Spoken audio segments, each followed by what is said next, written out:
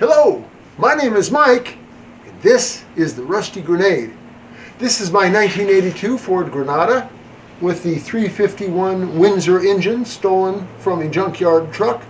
And I've been driving this car for quite a while. If you've been following my channel, you saw me drive it all the way to Tucson for the duct tape drags and drive all the way back. Well, almost all the way back. See, ever since I took on this project car, because the motor originally came from a fuel injected vehicle, I had to rig up an electric fuel pump to deliver fuel to the carburetor. It is a carbureted engine now, which means it's going to vapor lock a lot. And I've done stuff. I got it to the point where it operates pretty well without vapor locking. I've mounted my fuel pump right here up under the hood. There's not a whole lot of airflow here, but I've got the fuel line routed with insulation, and I ran the fuel line out in front of the radiator and over to the other side of the engine where the carburetor inlet is. But I'm still having issues with fuel pumps. Because there's not a lot of airflow, even though it's not vapor locking, the fuel pumps are failing. And if you saw me driving home from duct tape drags, you saw, well, I stopped in Phoenix to visit my son David, and as we're pulling in the parking lot, she died. And on inspection, we find that the fuel filter, there's nothing in it. And the pump's buzzing and humming. I got gas 30 miles away, so if it was bad gas, or if there was, if it was bad gas, I would still have fuel in here. So I don't know what the hell's going on with the...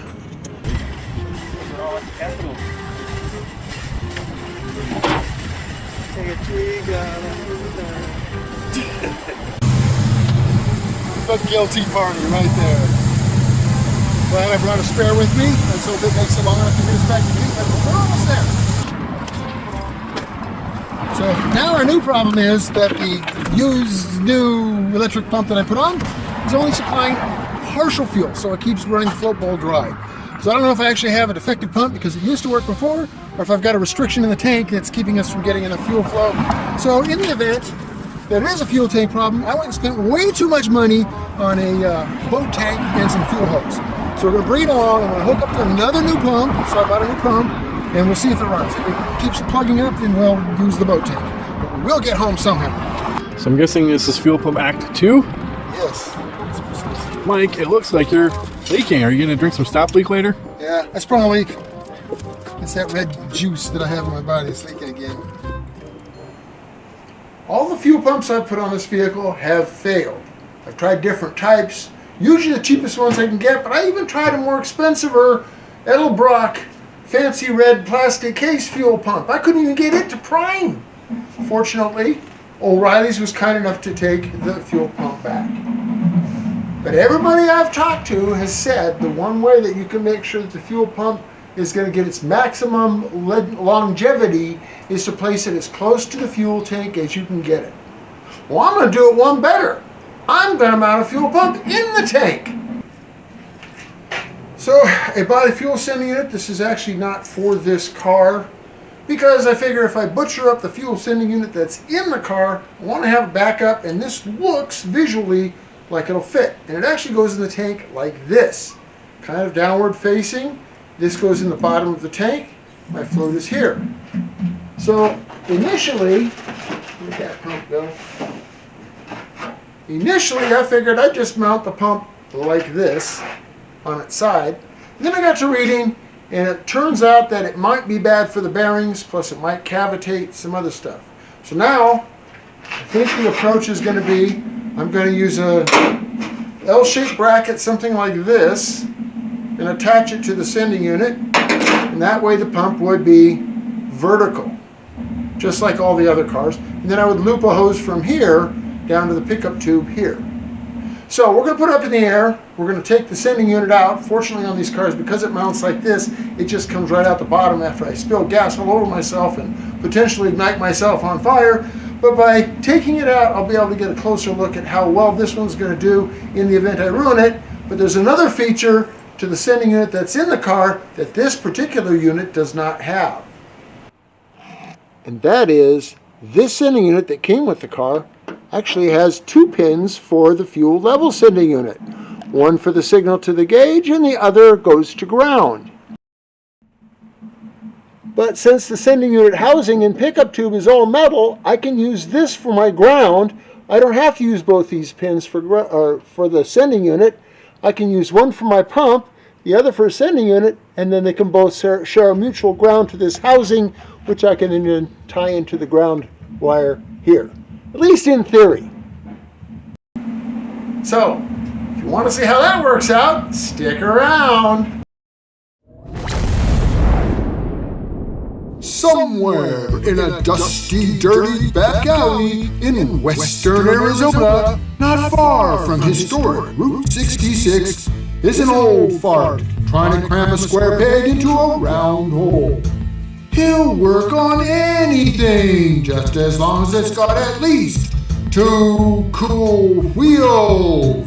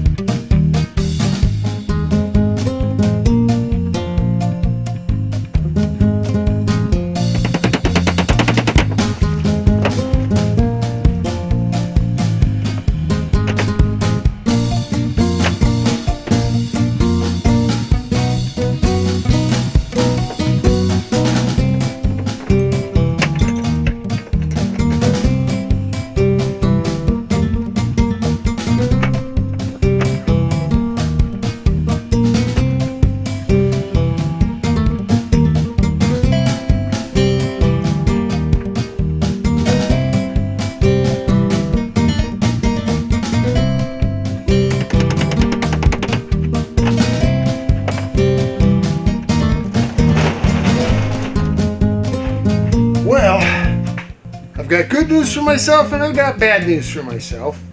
See, initially, I planned on, this is the actual sender out of the car, and you can see I got a little pickup screen, goes in the tank like this. I figured I'd just mount the pump right here. But the problem is the pickup screen would be oriented wrong because the end of the pump goes like this. We want it vertical. Well, to mount like this, I thought, well, I'll just put a 90 degree on the end of it here. Something like this. And then I can use the screen that came with it. Like this. And then, looking on the internet, I saw, oh, look, there's a pickup screen with a 90 degree already in it. Of course, you know, when you're looking at stuff online, it's just a picture. You can't get any idea of what size it is. So, I wasted about $12 on this pickup screen, but as you can see, this end is, you know, much too large to connect to that. So that's when I decided the best way to do it is I'm going to attach a bracket to this unit here, and we're going to mount it upright like everything else is. So the good news is I got a bracket wherever I put it. And I think I can just use hose clamps to hold it on, something like that. But the problem's going to be, well, I was thinking, this is going to work out so good because I have 2 terminals and I can use one for the sending unit and one for the pump and eliminate the ground and just, you know, use a hose clamp and ground it to the pipe. But then, look to the bottom and what we have here, see if I can get it in the lens here, is, yeah, this terminal goes to the sending unit, but this one is just riveted to the sending unit itself. It is a ground. Now I'm hoping I can drill that out, come up with some kind of an insulator similar to this, and use that as a port. You know, I just don't want it to leak, that's all. You know, because, well, leaking gasoline is not good. Anyway, so that's the plan. Now, some other fairly good news is, well, this is that sending unit I ordered online for a Mustang. It actually does fit. The little alignment tabs were not already oriented correctly, so I had to bend them so this would go into the opening. But it fits. It clears everything. I did look inside. There's no baffles or anything to worry about with my new ones. So if I completely screw up the sending unit that's sitting on my bench, this one will work in its place, and I'll still have a gas gauge and a way to get fuel out of the tank. But we'll see.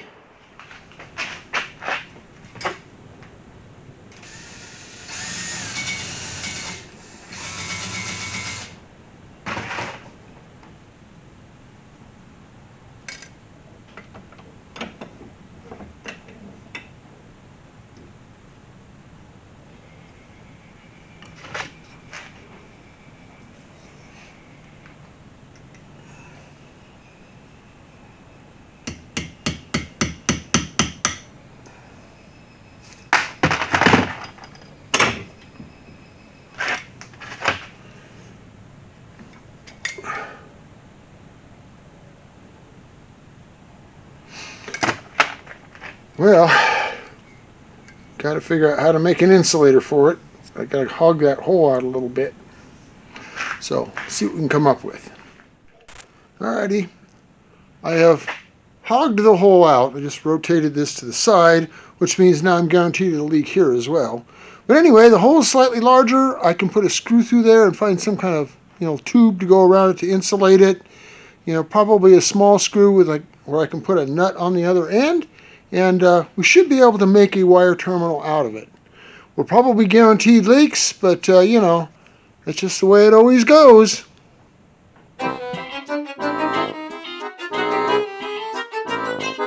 Okay, I have a connection here. This wire will go to my fuel pump, and then I have a stud here where I can use the terminal on the outside. The rubber is compressed in there. It probably won't leak, but my concern now is I've rotated this so much that the original seal on the other pin may leak.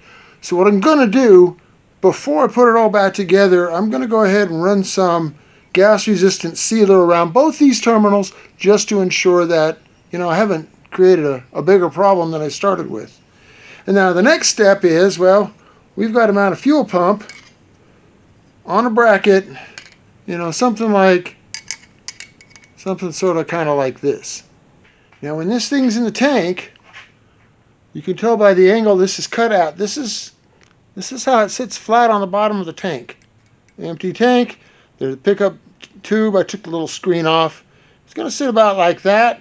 So I've got to try to duplicate that. And what I've got to do is I've got to actually cut this off so I can connect a piece of rubber hose to it to go to the output side of the pump. So it'd be really wise of me to take some measurements. But I'm an idiot, so I'm not going to take any measurements. I'm just going to kind of eyeball a bunch of crap and cross my fingers and pray it actually works.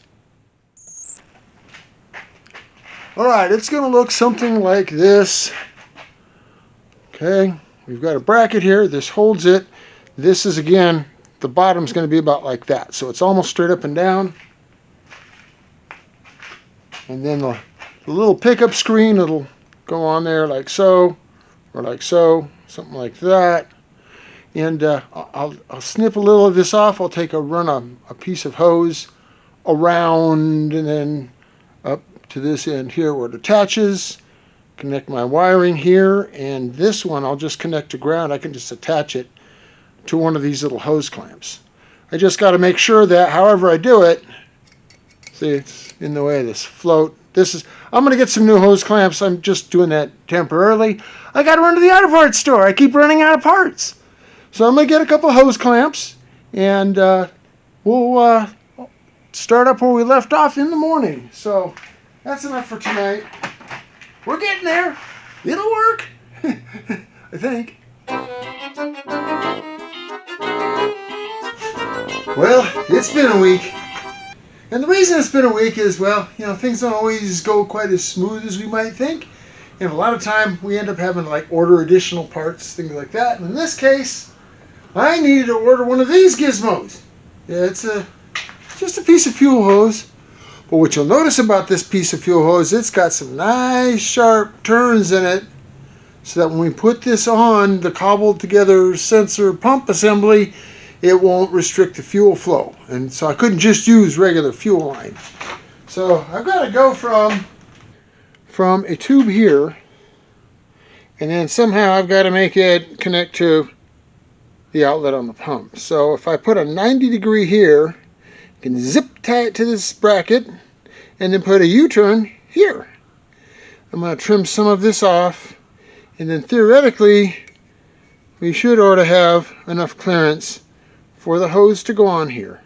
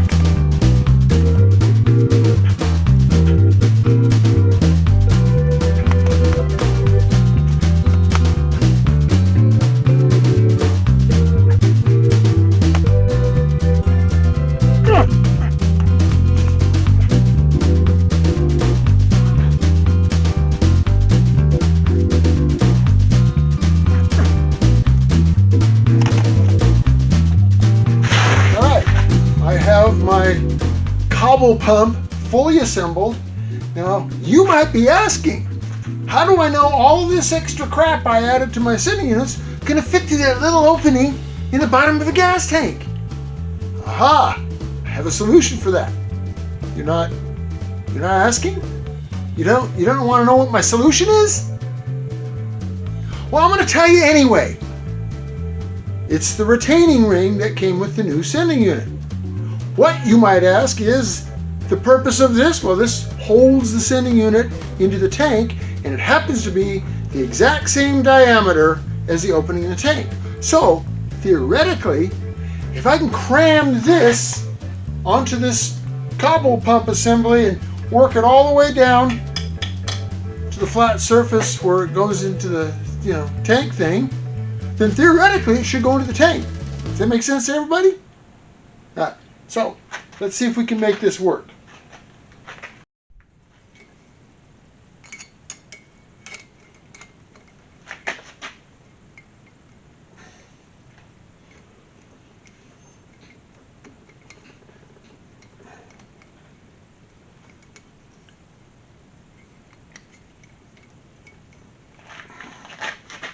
Come to Papa. There we go. Around the bottom and all the way to the round mating flange. So, I think we're ready to put this thing in. First I want to do a little test, push a little fuel through it, make sure I have it, polarized correctly so that it doesn't spin backwards. Once we've done that, well, then we got to run some wires. Now, you might be asking, looking at this pump, it looks like the kind of fuel pump you would use in a fuel injection system. You might be asking, isn't that going to be too much pressure? You don't care. Well, according to the spec sheet on eBay, which is of course absolutely accurate all the time, this particular pump is only supposed to be 7 to 10 pounds of pressure. This is for a carbureted Volvo. So, is it going to be correct? I don't know. We're going to get it all put together. I'll put a fuel pressure gauge on it up at the carburetor, and we'll just see how much pressure it's actually delivering. I may have to install some kind of pressure regulator. Okay, I've rigged the old cobble pump to a battery, and then I'll use my remote starter switch, and we'll just see if it pumps. I'm not going to use gasoline because, well, experimenting with fuel pumps in the past, I actually lit myself and almost lit my whole garage on fire. So we're going to use diesel fuel because it has a much higher flash point and much less likely to ignite myself.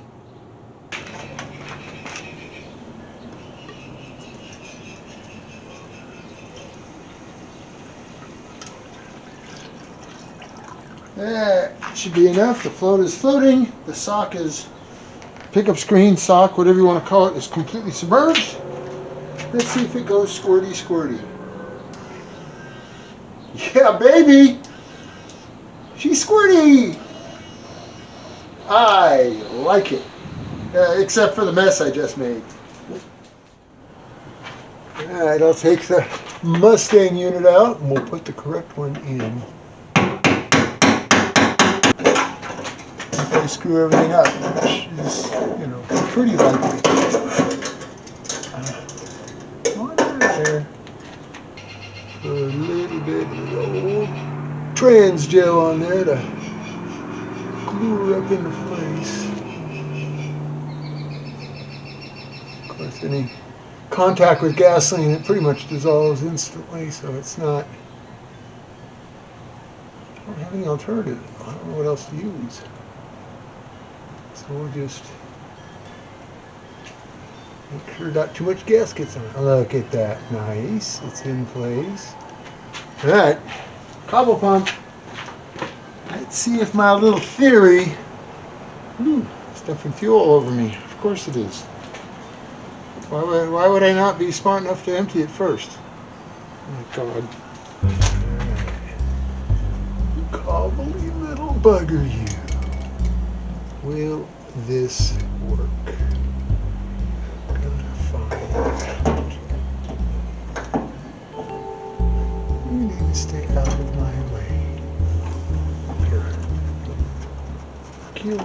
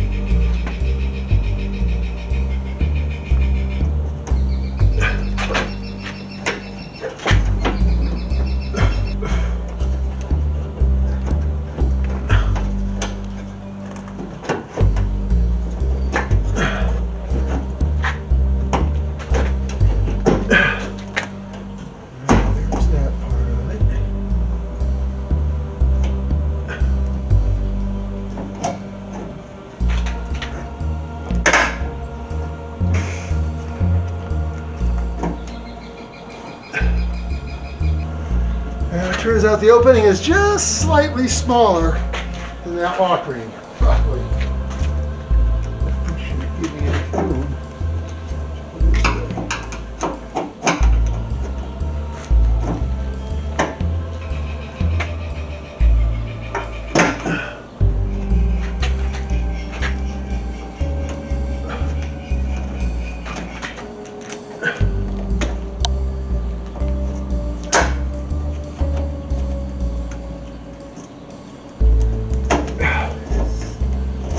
Yes, sir. What do you know?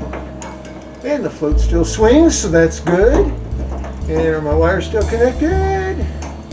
That one is. That one is. Okay, they all look good. Wow. Kind of happy. Rubber seal stayed in place here. What the heck? I never would have expected that.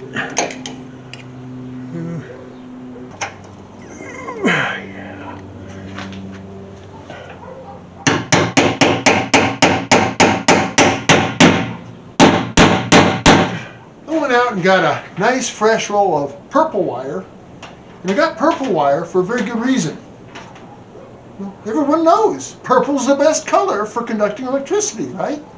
So we're going to tie in right here where we used to go to the pump that's up here, and we'll run this wire back there and, you know, lay it across a couple of exhaust manifolds so it can melt and short to ground.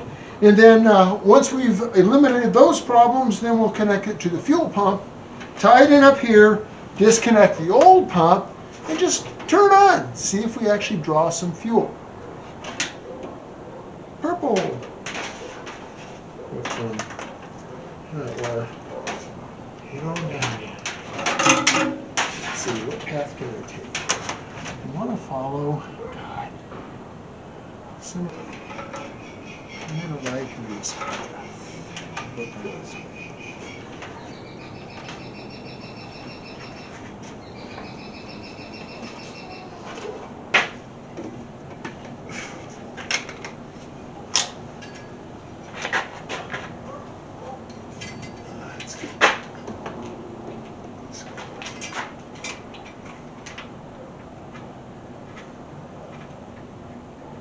Okay, our wires are routed, so this was the ground. Now this terminal is being used for my fuel pump, so we've routed it, connected it, heat shrunk it here. And the ground and now attaches here to this hose clamp. So the pipe is grounded, and of course it's grounded on the other side. And now when we plug this in, this terminal is for the sending unit, and this terminal is now for the fuel pump.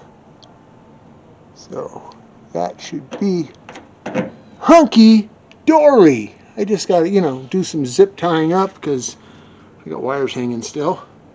But then we'll test it out. Okay, I've got the wiring routed. This is where I'm going to connect it. I've disconnected the fuel line from the system, and I'm going to turn the key on and then just turn it on, see if it can actually prime. Now there's not much gas in the tank. When I took the sending unit out, most of the gas fell out, but there's a little thin layer of gas. This will tell me if that sock is in the gas all the way at the bottom. I do have some gas I can add, but I kind of need to know if it's going to be able to draw the fuel from the very bottom of the tank like it should. So let's give this a shot here. And let's just see if it'll do the, thing. Key is on. And powering up pump. Let's see if it delivers it to this hose here. Put this hose up a little bit where we can see it better. Yep. It just gushed fuel. A little bit of diesel mixed in with it. It works. I'm liking this. Next thing is to eliminate the old electric pump, tie it directly into the carburetor, and see if the dang car will start.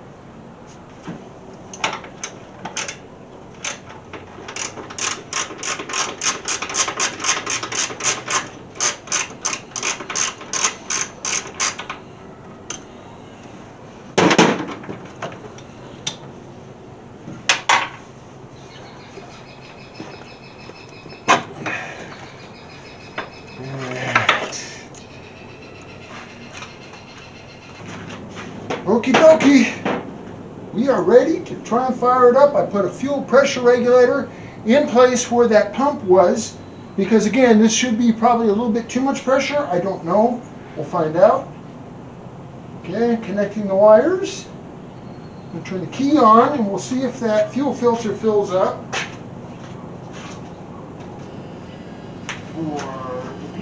It's humming and I can see it filling. All right. Give it a start.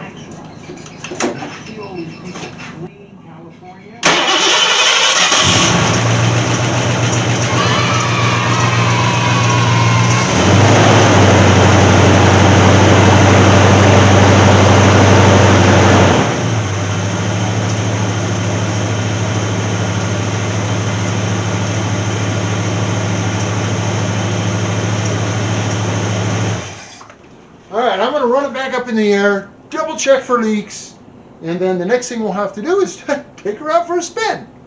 Sticking close to home, of course. Okay, we can see the pump is running. Fuel is running through the filter. I got my pressure gauge here, and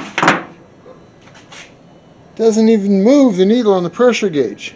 But you have to remember, the way I have it configured, the fuel goes through one of those 3-terminal fuel filters, so there's a return line going back to the tank. I didn't imagine I would have too little pressure. We'll find out.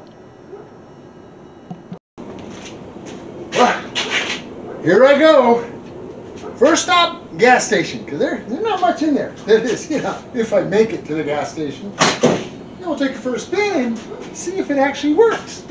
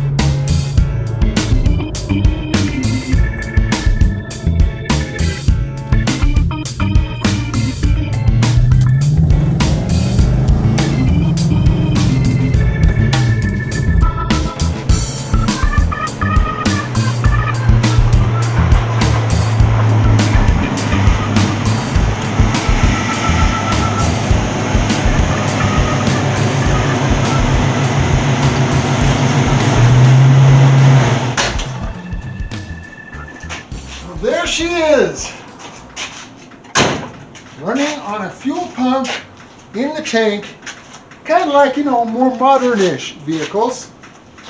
The real test is going to be in a couple of months when things heat up, when the summer months hit here, and things get really hot. We'll just see if this, cures the whole vapor locking issue and the fuel pump failure issue I was having. I was contemplating duplicating that heat.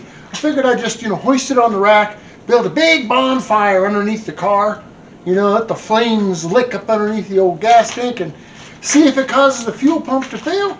But somebody told me that might not be real wise. So we'll just wait for the hot weather instead.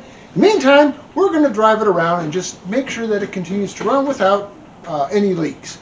So pretty happy with the way that turned out for being just kind of an idea that got cobbled together. And I want to thank all of you for watching, liking, subscribing. Please share my channel and my video with your friends so they can be depressed and have a lot of anxiety as well. Anyway, thanks for watching.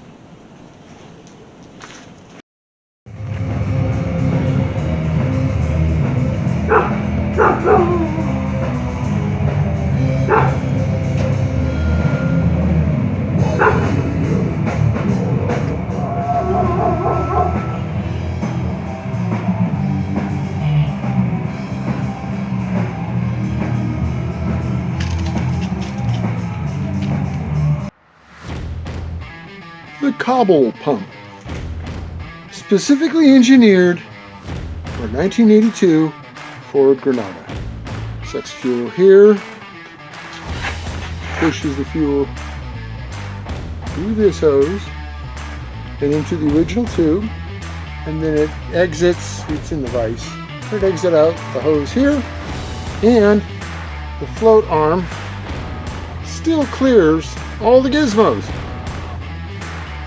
The Cobble Pump.